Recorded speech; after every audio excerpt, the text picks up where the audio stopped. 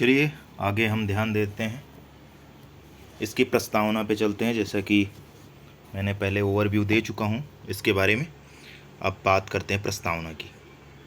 तो यहाँ से स्टार्ट करते हैं प्रस्तावना की। हिंदी भाषा संप्रेषण कौशल पाठ्यक्रम के पहले खंड की यह पहली इकाई है। जैसा कि आप जानते हैं, तो इसमें मूल जो दिया गया है वो यहाँ पे है, संप्रेषण। अब जैसे इसमें कहा गया कि इकाई के आरंभ में संप्रेषण का अर्थ स्पष्ट किया गया है। अब क्या अर्थ है संप्रेषण?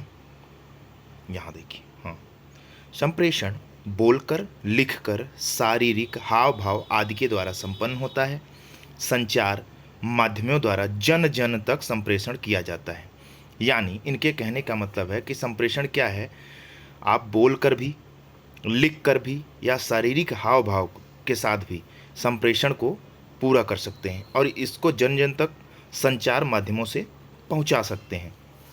अब जैसे कि आप जानते हैं कि संप्रेषण 3 प्रकार से होते हैं। पहला मौखिक संप्रेषण, दूसरा लिखित संप्रेषण, तीसरा आंगिक संप्रेषण। तो अगर बात करते हैं लिखित मौखिक संप्रेषण में, तो बोलकर, और लिखित में लिखकर, और आंगिक में इशारा करके या हाव भाव करके, जैसे कि आंख लाल कर लिए तो लोगों को पता चल जाता है कि आप गुस्सा हैं या एंग्री हैं। ठीक है, तो ये था। तो प्रस्तावना में इसके आगे से अगर हम पढ़ते हैं, तो देखिए इसमें क्या कहा गया है। यहाँ से इस इकाई में इसकी चर्चा की गई है कि आखिर संप्रेषण की ज़रूरत क्या है। क्या संप्रेषण के बिना मनुष्य जिंदा नहीं रह सकता? इसका एक सीधा जवाब यह है कि चूंकि मनुष्य के पास भाषा है, वह अन्य प्राणियों से इसलिए अलग है कि वह भाषा के माध्यम से समाज से जुड़ा है या जुड़ता है। व्यक्तिगत जरूरत से लेकर मनोरंजन तक की तमाम ज़रूरतें संप्रेषण के जरिए ही पूरी होती हैं। अर्थात इनके कहने का मतलब है कि बिना संप्रेषण मनुष्य अधूरा है। तो यही संप्रेषण का प्रयोजन भी है। अगर कहा जाए आपको कि संप्रेषण का प्रयोजन क्या है, तो भैया उसका प्रयोजन क्या है कि लोगों को जोड़ना, समाज को जोड़ना, एक दूसरे तक बात को पहुंचाना, ये सब संप्रेषण के प्रयोजन है। और उसके बाद कहा गया कि अब यहाँ से देखिए, इसके बाद कहा जाता है, अच्छा, संप्रेषण बनाने के लिए संप्रेषण की प्रक्रिया और संप्रेषण में आने वाली बाधाओं की जानकारी आवश्यक है। यानी संप्रेषण जब आप करते हैं तो उसमें होने वाली प्रक्रिया को भी पता होना चाहिए आपको, और उसमें क्या क्या बाधाएं आ सकती हैं। आप और हम सुबह से शाम तक परस्पर संप्रेषण करते रहते हैं एक दूसरे से। कई बार हम कुछ सुनकर भी सुन नहीं रहे होते हैं। कभी कोई हमारी बात सुनकर नाराज़ हो जाता है, कभी कोई हमारी बात सुनकर इतना प्रसन्न हो जाता है, हमें गले से लगा लेता है। वस्तुतः संप्रेषण एक कला है। अर्थात इनमें इनका कहने का मतलब ये है कि संप्रेषण अगर आप करते हैं तो आप संप्रेषण के पूर्ण प्रक्रिया के आधार पर करिए। मतलब अगर आपको किसी को डांटना है तो वो आपका आवाज़ वैसी होनी चाहिए। अगर आपको किसी को शांति से बोलना है तो आपकी आवाज़ पोलाइटली होनी चाहिए। आपकी आवाज़ कैसी होनी चाहिए, आपका शब्दों का चयन कैसे होना चाहिए। अब जैसे पापा के लिए तुम का प्रयोग नहीं करते हैं, ये शब्दों का चयन है कि पापा आप अच्छे हैं, आपका प्रयोग होता है। ज़्यादातर जो सांस्कारिक लोग हैं वो आपका प्रयोग करते हैं। तो ये हुआ शब्दों का चयन। आवाज़, अब पापा के लिए आप ज़ोर से तेज़ से चिल्ला के नहीं बोल सकते, आक्रामक ढंग से नहीं बोल सकते। बोलने के तो बोल देते हैं लोग, लेकिन बोलना नहीं चाहिए। तो ये है हमारी आवाज़। अब आवाज़ के बाद अगर बात करते हैं स्वर की, तो आपका स्वर कैसा होना चाहिए, सुनने वाला उसी ढंग से आपको सुने, इस तरीके से। तो ये था इनके कहने की बात। ठीक है, तो अब देखिए उसके बाद, अब यहाँ पे देखिए एक राजा, अब यहाँ पे एक कहानी सुनाया गया है कि एक राजा थे, उन्होंने ज्योतिष को बुलाया और उन्होंने ज्योतिष से पूछा कि बताओ कि मेरी आयु कितनी है। तो ज्योतिष ने जवाब दिया कि आप 99 वर्ष की उम्र में मर जाएंगे। यह सुनते ही राजा आग बबूला हो गए और उन्होंने कहा कि उसको फांसी की सजा सुना दी उस ज्योतिष को। राजा ने फिर दूसरे ज्योतिष को बुलाया, उससे भी यही सवाल किया राजा ने कि हमारी आयु कितनी है। तो उसने बताया आप 27 होंगे, यानी 100 साल जीवित रहेंगे। राजा प्रसन्न हो गया और उसको 100 गांव इनाम में दे दिया। अर्थात यही बोली आपको पान खिलाती है और यही बोली आपको जूता खिलाती है। ये गांव में कहावत आप सुने होंगे। तो ये थी हमारी प्रस्तावना। तो प्रस्तावना से हमारा निष्कर्ष निकलता है कि संप्रेषण बोलकर, लिखकर, शारीरिक भाव आदि द्वारा संपन्न होता है, वो संप्रेषण कहलाता है। ठीक है, अब बारी आती है संप्रेषण के अर्थ पर। आगे से देखते हैं संप्रेषण का अर्थ। संप्रेषण का अर्थ क्या होता है। ठीक है, अपने भी आप किताब में देखते रहिए। देखिए, जैसा कि बताया जाता है कि संप्रेषण एक संवाद है, यानी कम्युनिकेशन है, कन्वर्सेशन है। ठीक है, संवाद है, संपर्क भी है, एक दूसरे से संपर्क करते हैं, इससे एक दूसरे तक अपनी बात पहुंचाने का प्रयास भी है। बोलकर, सुनकर, देखकर, पढ़कर, चित्र बनाकर हम एक दूसरे तक अपनी बात को पहुंचाते हैं और दूसरी बात को समझते हैं। क्या आप जानते हैं कि बच्चे भी अपनी बात कैसे पहुंचाते हैं? आ गूं गूं कूं कूं करके वो मम्मी समझ जाती है उनकी बात को, वो भी एक संप्रेषण ही करता है। तो संप्रेषण क्या है?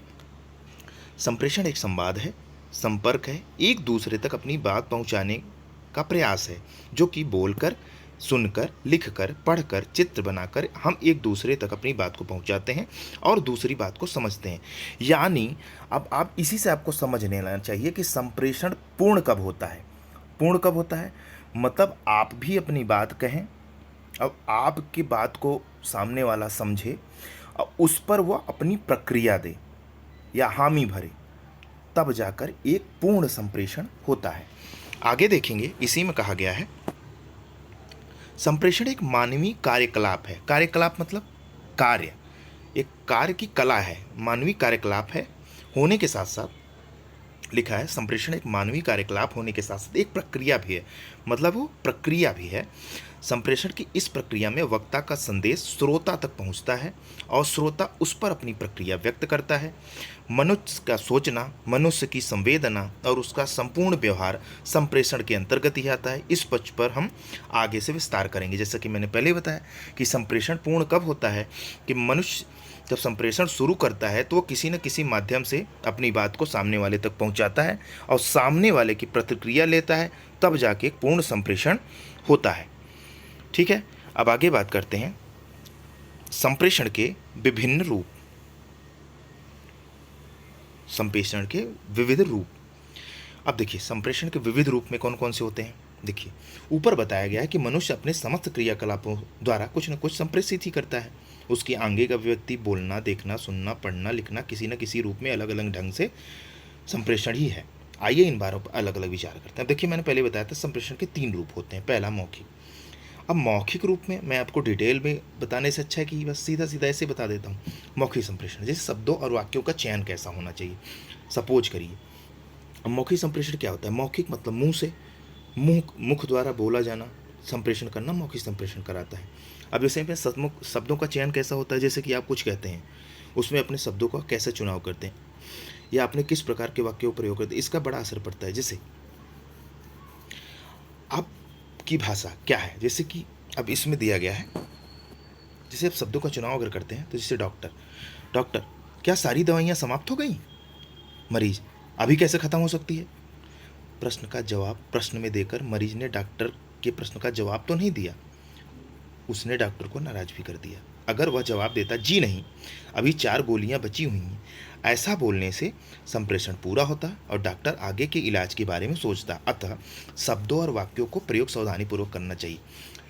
मेरा बताना है कि यदि आप किसी जगह इंटरव्यू देने जाते हैं तो आप वहाँ क्वेश्चन नहीं करिए, आप वहाँ आंसर दीजिए। अगर आपसे सामने वाला बोल रहा है कि बताइए इस बार आप किसे सरकार में देखते हैं, तो सर अभी तक तो बीजेपी की गवर्नमेंट है, आगे का तो मैं नहीं बता सकता, वो तो जनता के ऊपर निश्चित करेगी। अब आप उनसे ये ना पूछ लीजिए कि आप बताइए कि आप किसको सरकार में देखते हैं, तो ये संप्रेषण अधूरा रह जाता है। अर्थात संप्रेषण का कहने का मतलब मैंने पहले से ही बताया कि जब तक वो पूर्ण नहीं होता है, अर्थात मैंने संप्रेषण शुरू किया, आप तक बात पहुंची, आपने उस बात को समझा, अपनी प्रतिक्रिया दी, वो भी शब्दों के चयन, अच्छे आवाज़ और उचित प्रक्रिया जब देते हैं वो संप्रेषण कहलाती है। जैसे अब आवाज़ का देखा जाए तो आवाज़ क्या, अब जैसे कोई आपने दुकान खोला है तो हाँ, अगर आप नम्र से बोलेंगे किसी ग्राहक को तो आपके यहाँ रोज आएगा, और अगर उसी पे आक्रामक हो जाएंगे तो वो आपकी दुकान पे फिर कभी नहीं आएगा। अर्थात अपने ग्राहक को ढंग से पेश आने के लिए बोला, अर्थात आपकी आवाज़ समय के हिसाब से होना चाहिए। ठीक है, अब स्वर कैसा होना चाहिए, जैसे जो आप कुछ बोलते हैं उसका अर्थ आपके सुनने वाला पर उसी ढंग से निकलता है। आपने किसी को बुलाया इधर आओ, आपके इधर आओ बोलने के तरीके से सुनने वाला समझ जाएगा कि आप उससे प्यार से बुला रहे हैं या नाराज़ हैं। उसके इसके अलावा जो कुछ बोलिए स्पष्ट बोलिए। अगर आप स्पष्ट नहीं बोलेंगे तो सामने वाला आपकी बात नहीं समझ पाएगा और आपकी बात उस तक पहुंच नहीं पाएगी। हाँ, इतना ऊंचा भी न बोलिए कि संदेश संप्रेषण का गलत ढंग से हो जाए। ठीक है। आंगिक संप्रेषण क्या होता है, जैसे कि मैंने पहले बताया।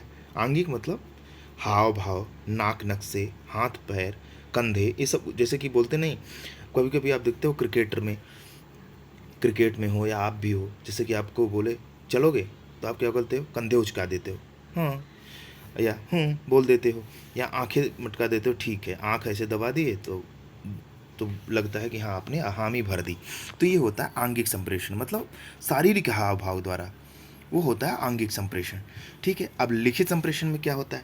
लिखित संप्रेषण में बहुत ही सतर्कता के साथ लिखित संप्रेषण किया जाता है। जैसे अब इसको पूरा डिटेल में पढ़ते हैं, जैसे आपको समझ में आ जाए। ठीक है। आप बोलकर और देखकर तो संप्रेषण करते ही हैं, लिखकर भी अपनी बात दूसरों तक पहुंचाते हैं। आप पत्र लिखकर अपनी बात दूसरों तक पहुंचाते हैं। लेखक कहानी, कविता, नाटक, उपन्यास आदि लिखकर अपने पाठकों तक पहुंचाता है। लिखना एक कला है। योजनाबद्ध ढंग से लिखकर अपनी बात सही ढंग से संप्रेषित करते हैं। किसी भी प्रकार का लेखन करने के लिए 5 बातों का ध्यान रखना चाहिए।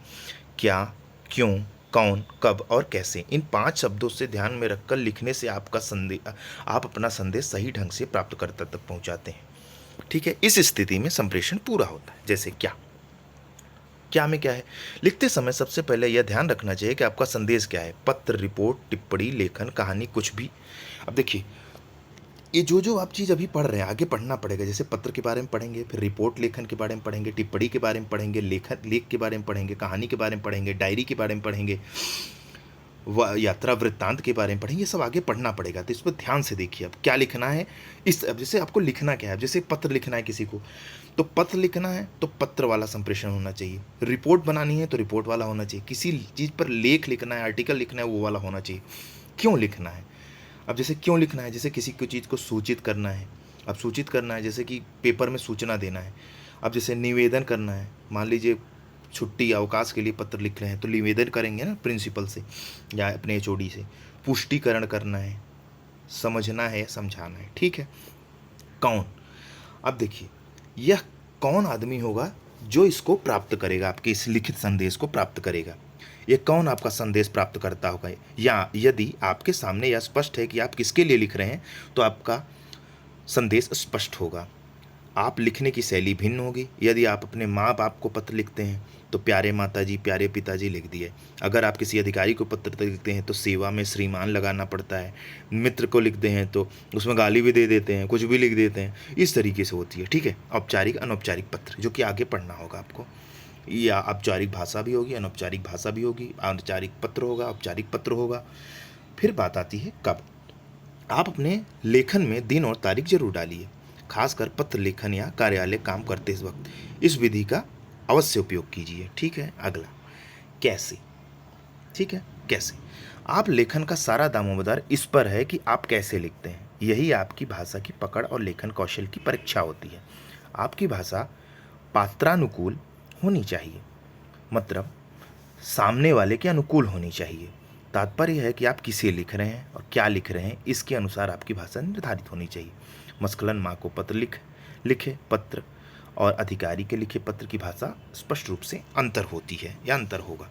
ठीक है। तो ये होगा हमारा। और किसी भी प्रकार के लेखन के लिए सबसे पहले आप तथ्य जुटाते हैं, मतलब डेटा कलेक्ट करते हैं कि भाई कैसे क्या क्या लिखना है। फिर तथ्यों को जुटाने के साथ साथ उसे सिलसिलेवार लिख लेना चाहिए। सबसे पहले आप यह तय कर लीजिए कि आप किस विषय पर लिखना चाहते हैं।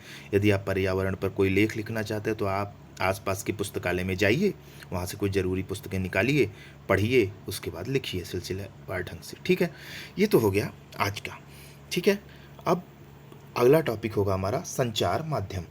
तो इसके लिए हम कल बात करते हैं कि शायद ये लास्ट टॉपिक होगा हमारा। हाँ, तो ये लास्ट टॉपिक पढ़ा देते हैं। उसके बाद अगली टॉपिक होगी 1.4 संप्रेषण का प्रयोजन। इसके बाद पढ़ेंगे संचार माध्यम। अब देखिए, अब हमने 4 प्रकार होते हैं इसके, आपके संप्रेषण के 4 विविध रूप होते हैं: मौखिक, आंगिक, लिखित और संचार माध्यम। संचार माध्यम जन जन तक इसको पहुंचाता है।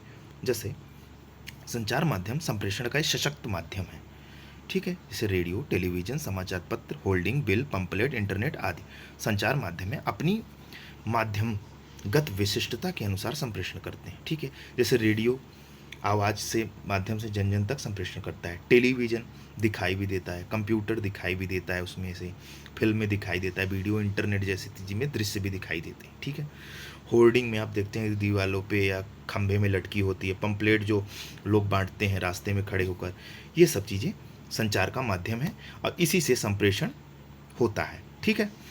इसके अलावा सड़क के किनारे लगे बड़ी बड़ी कंपनियों के होर्डिंग, समाचार पत्रों, छपे विज्ञापन, खतरे संबंधी सूचनाएं, यातायात संकेत, टेलीफोन, होने वाली बातचीत आदि संप्रेषण के कई रूप हैं जिन पर विस्तार से अगली इकाइयों में अध्ययन करेंगे, ठीक है। ये था हमारा आज का टॉपिक। कल के लिए हम बात करेंगे संप्रेषण का प्रयोजन के बारे में, और अगर आप इसमें कुछ पूछना चाहते हो तो कमेंट कर सकते हैं। अगर वीडियो पसंद आया होगा तो लाइक, सब्सक्राइब, शेयर करते रहिएगा। जय हिंद, जय भारत, आपका दिन शुभ हो।